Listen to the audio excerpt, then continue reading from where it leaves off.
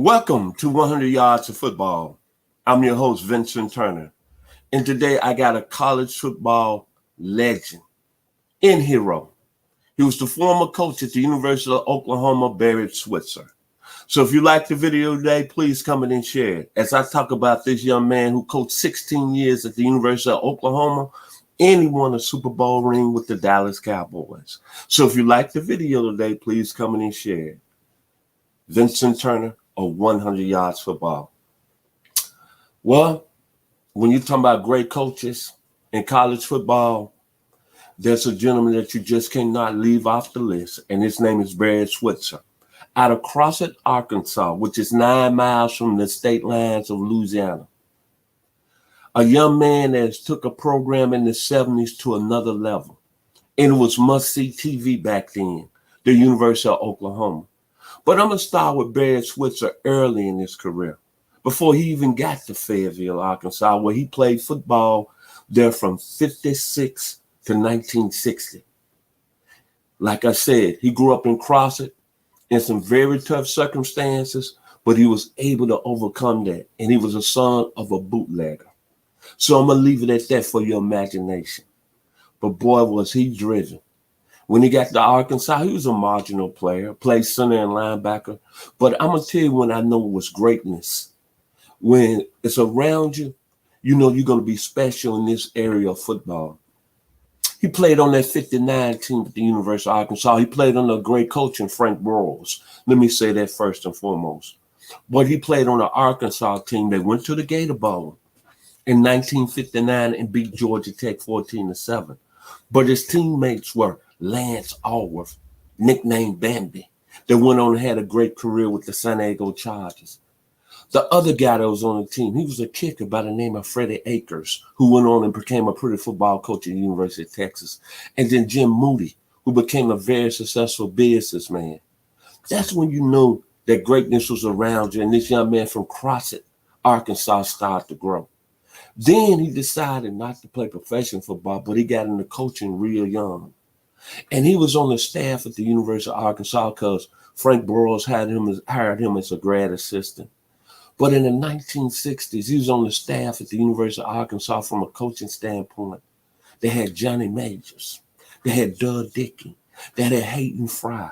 They had Jim McKenzie. They had Bill Pace. And all of them became head coaches on the high level. But what Barry done, he took his game to the University of Oklahoma. He went with Jim McKenzie in the 60s. Unfortunately, Jim McKenzie died of a heart attack, but he still didn't get the job because Chuck Fairbanks was the next guy in line. But Barry Switzer was the offensive coordinator. And boy, they built something in the late 60s and early 70s that was special by the name of an offense named the Wishbone.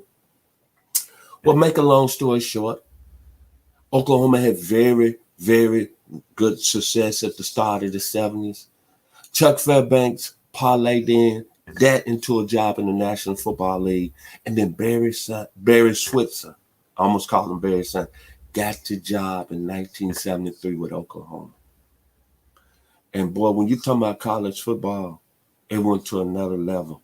And what he did with that program is very, very special. I was in the 8th grade at the time.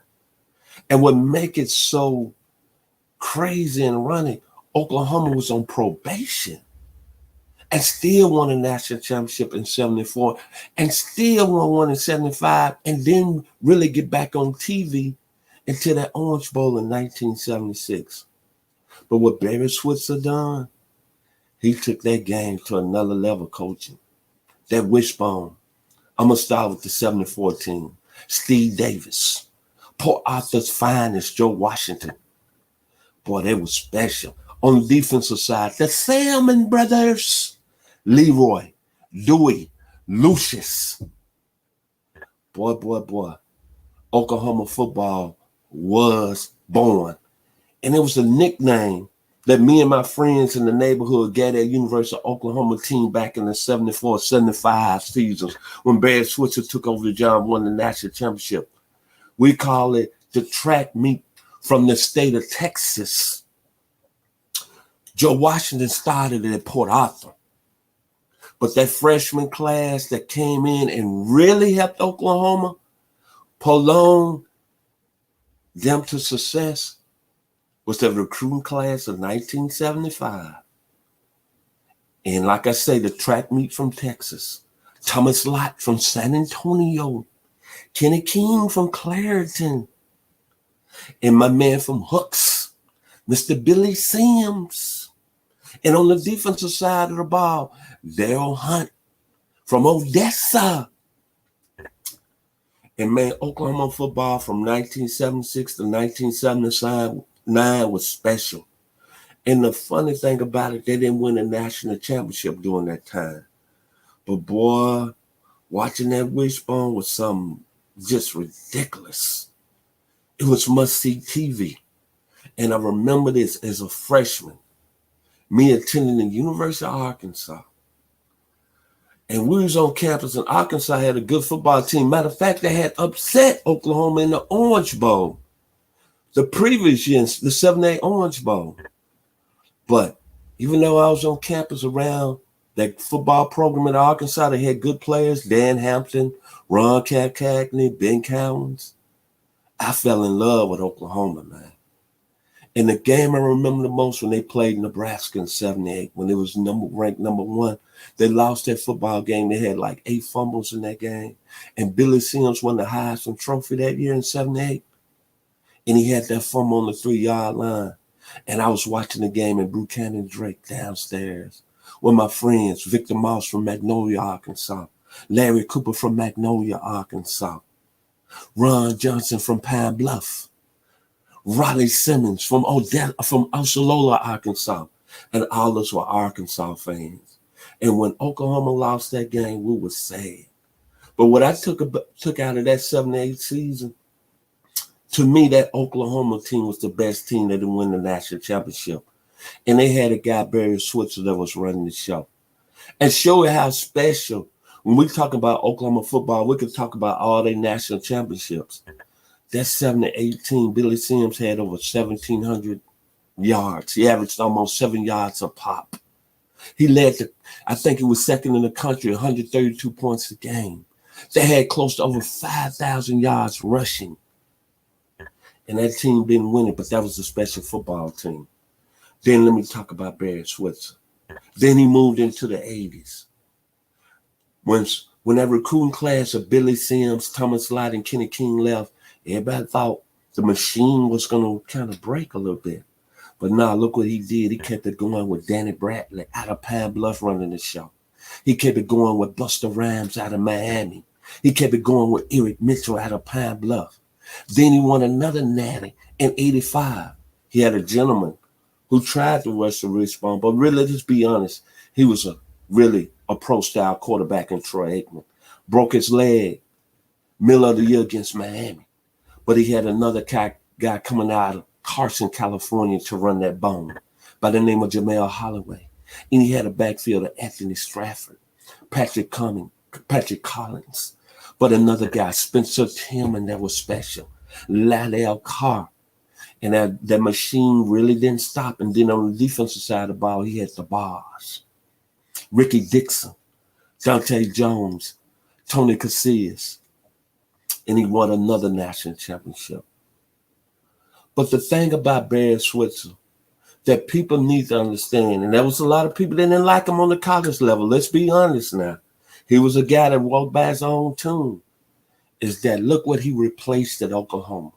He replaced the monster that was Bug Wilkerson. And Bug Wilkerson, look what Bug Wilkerson done. He won 3 natties in the 1950s.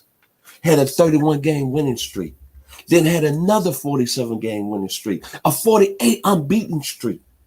So when Barry Switzer stepped on that throne in the 70s in Oklahoma, he was following a monster, Godzilla. But what I liked about Barry Switzer, he kept it going. And in 16 years, he won 157 games, 12 Big 8 titles, over 83% winning percentage, and 3 natties. And man, that was special. And we talk about Barry Switzer. And of course, Oklahoma came under a lot of scrutiny back then A lot of people saying he wasn't doing it the right way. But at the end of the day, Oklahoma football was must-see TV. And it was a track meet in Norman when Barry Switzer was there for 16 years. But think about this. He got fired in 1989 going 9-3. He never had a losing season at Oklahoma. 7-4-1, 8-4, 8-4. That was his worst seasons.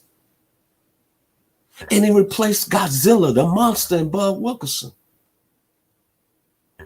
Man, that's special. We could talk about Bear Bryant all day. We can even talk about Nick Saban right now. We could talk about, and kudos to the great Bobby Bowden. Let me give much love to him at Florida State. But what Barry Switzer done at Oklahoma, it was something serious. And he kind of did it on the scale. What I liked about it most of all, he went into Texas and got the black athlete. Can I say it again? Thomas Lott, San Antonio. Billy Sims, Hooks, Texas. Kenny King, Clareton. Then look at his offense while he was there in his 16 years. The Wishbone scored over 50 points 52 times. 52 times running the Wishbone. And you running the football with all that speed in the backfield. And then way Barry Switzer carried himself was just so much. It was special. I looked at him as the white soul brother in college football. He had that swagger like a James Brown, the smoothness of a Marvin Gaye, in an aura of Sam Cooke. Barry Switzer was nice, man. And he ran something special that I think is never going to be seen in college football history. And it's so ironic that Oklahoma and Texas are going to the SEC. Because back when I was attending Arkansas from 1978 to 1981, then out through the 70s and 80s, I know USC had that thing going. Ohio State was pretty good. But man, up in Norman, Oklahoma, it was Booner Sooner all day. Thinking about Barry Switzer gets me chill bumps in Oklahoma, man. Dun, dun, dun, dun, dun, dun, dun, dun, dun, dun, dun. Boomer Sooner. It was one thing that I'm upset at Barry Switzer about, and I'm going to say, however, the only thing he didn't handle that young man that he signed in the 1982 recruiting class by the name of Marcus Dupree out of Philadelphia, Mississippi. And he admitted that.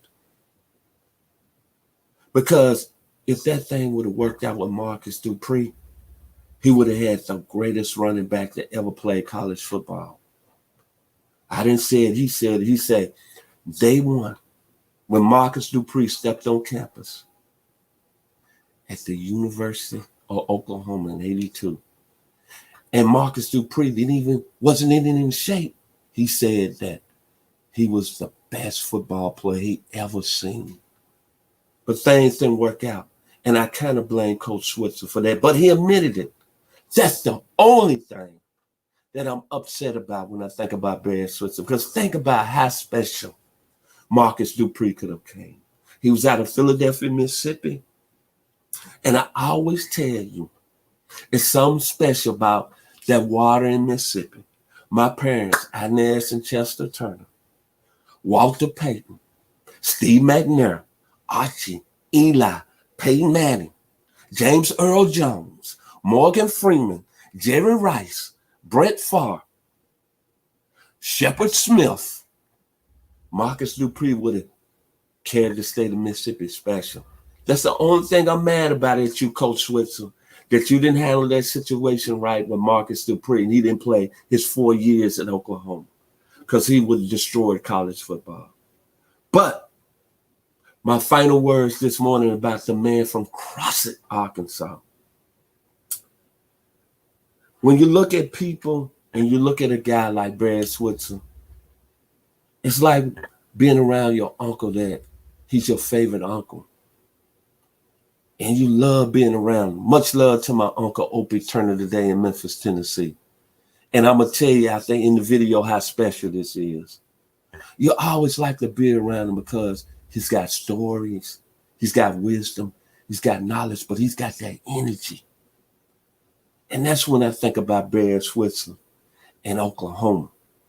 And when you think about Barry Switzer, you think about this: a pirate, a hustler, a con man, mental toughness, a fighter, a competitor. That's what I think about Barry Switzer, how he was running that thing at Oklahoma, my man. I'm sorry. So, my final words, when I think about Barry Switzer, I think about a young man who had a song in 1977 by the name of Johnny Guitar Watson, Real Mother. I want to buy a new car, but the price ain't right.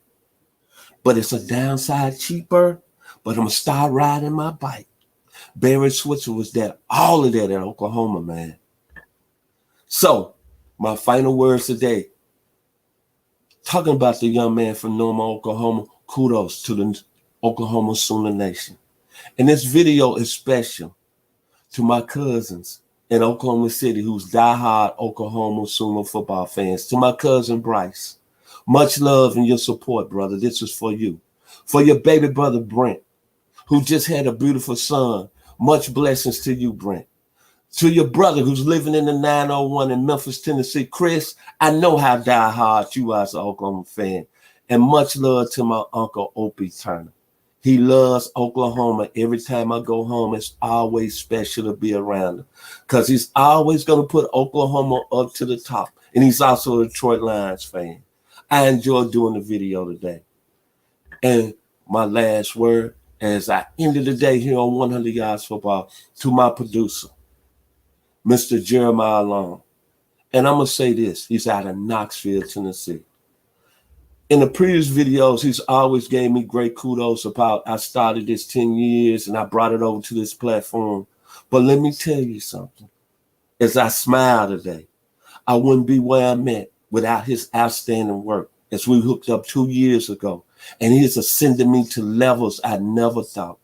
I want to say to him personally, as he's in the background, thank you, man, and I love you because you done put me in another arena on a social media level, on a national level. And all the people at 100 Yards of Football just made this very special. From the man, Florida State finest, 12-year veteran, Mr. Bobby Butler, Atlanta Falcons finest, to the youngest member, my man, doing an outstanding job, Mr. Logan Landers. And I'll be wrong if I didn't mention a young man who I got much love. He makes me laugh. He's roll tide all day. And he is a Bull, Mr. Kevin the Bull Jones. I consider him the best high school football coach in the state of Georgia. He's our defensive coordinator over in North Atlanta. We got something special going on here at 100 Yards Football. And two gentlemen that's playing important roles in my life. My man from Brooklyn, New York, man, you know how I feel about you, Mr. Ronnie Keebler. And my man who got the greatest voice. Listen for him because he's going to be doing Southern football. He's known kind of low, but he's going to be on a national level. The greatest voice in this business is Mr. Mark Bass Dillon out of Lufkin, Texas. Thank you to all of y'all. It's great to be a part of 100 Yards Football. Y'all be blessed this rest of the week. If you like the video, please come in and share it. Thank you.